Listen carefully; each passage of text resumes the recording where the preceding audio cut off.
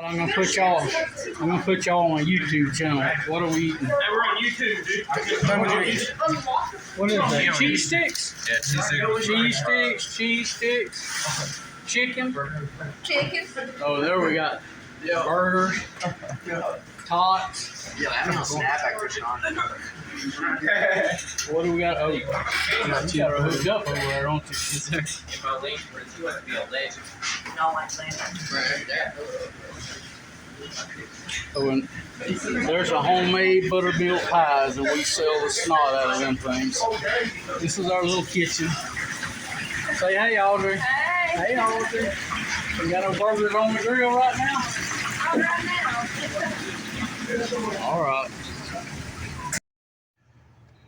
And that was the Bethlehem basketball and friends and stuff. Basketball team, they come by and they come in once, twice a week or whatever, get together and just hoop and holler. In the morning time, we have the old men come in and sit around and drink a pot or two or three of coffee and just start their day off. So that's the kind of little business we got going. But we got just a little bit around the kitchen, little old store. It's been in the family a long time, so we're just trying to keep it going. It's a little convenience store. But anyway, we got a little update on the Dirty Macs here. Just as we suspected, the up pipe. This has had some work done on it. I didn't do it, but this is by Sinister Diesel. But there's a little accordion type attachment. I don't know if you can see it right below there or not, but it's like a, I forgot what they call them, but where they're designed to move and flex some. But this is the EGT block off plate by Sinister Diesel. But it's got a bolt in it right there, or I guess I could probably finish breaking it off, but it is separated there at that in that accordion. So we, yes sir. I know you're probably busy working on something as usual. Yeah, hold on just a minute. But So my biggest debate here is, do I pull the cab so I can get to all that stuff is right back up in there. And if I pull the cab, I am thinking about going ahead and doing a turbo upgrade. It's already got the five position sensor. The fuel system's been done. They changed this line right here that comes by the turbo. It's already got Sinister Diesel's EGT or EGR, whichever one, of block off plates for this piece here. But Sinister Fab also makes a billet piece that replaces all this. Replaces that bridge right down in there, and it's a billet piece comes out, and it replaces this here, which I understand is just held in to the bridge with a gasket. And I understand that will be the next thing to give me a trouble as soon as I get it put back together, just sort of Murphy's Law type thing. So it's a one-piece deal all the way out to a tube, and then the tube will come all the way down and replace all of this with a coupling to that pipe. So that may be an at least deal that I do. I can do that without pulling the cab. That won't be that big of a deal. But that back there, I've been PB blasting the bolts. Hopefully when I go to try to get them out, they will come out without breaking. That's the biggest thing. I'll take them covers off the turbo. The turbo is tight. There's no slop in the wheel. The only reason to replace it would be for an upgrade. I mean, I wouldn't go back with the same size if I'm going to fool with it. So I may just clean that up and do the billet bridge and be done with it. We'll just have to see how that goes. I'd rather put the money in the Chevy too, but it is what it is. So And an update on the Chevy 2. They are having a streetcar event at Cottonwood, Alabama this weekend. We've been working on the car, put some baffles in the valve covers, and believe it or not, this is the second time this happened. It's a different group putting on this streetcar shootout at a different track. They came to the shop to zero in, checked the car, could not find any reason that it could not run in the daily driver class. It just is not any reason. But now they're telling us that I guess they're having to let other people vote on it or whatever. They say it's a go, but we know the crying is going to start once the car makes a pass or two. And they're saying because the car's been involved in Sick Week and LS Fest that it may not be in the spirit of the class, which, you know, it looks like that those beautiful tanks that Kevin made that are in the fender well area, it looks like we're going to have to move the catch cans to the back of the car. They made 30-pound pulls on the dyno at zero in without any kind of oil coming out of the breathers. So it's something that's just, when it gets up in the quarter mile, I mean, we wasn't far off of running 200 mile an hour. I mean, another 9 miles an hour or 11 miles, whatever it is, we'll have to put another parachute on the car at 199 mile an hour to certify to run 6.0s. I mean 650. The chassis certified for 650.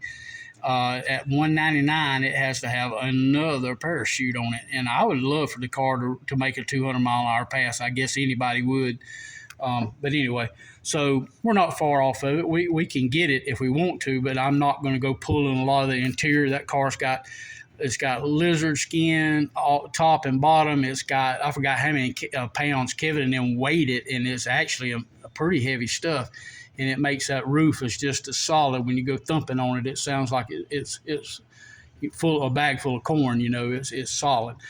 But anyway, I'm not going to go pulling a lot of weight out of it. As a matter of fact, to have the air conditioner finished, we got to put the evaporator up front. Everything else is there, just the lines and the evaporator front, and put Freon in it, and we'll have the air conditioner. And we by the time we go to street and yeet, we want to have the heater working, so we're going to go ahead and get everything going at one time. Might as well.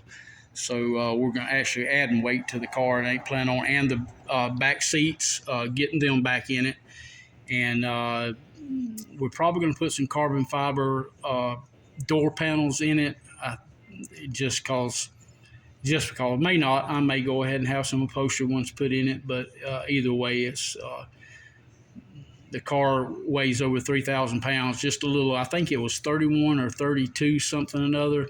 With me in it and full fuel, we haven't even weighed that yet, but it would be interesting to know how fast the car is going, and with how much weight. I think that would be another point that just highlights what a good job that Kevin and well, all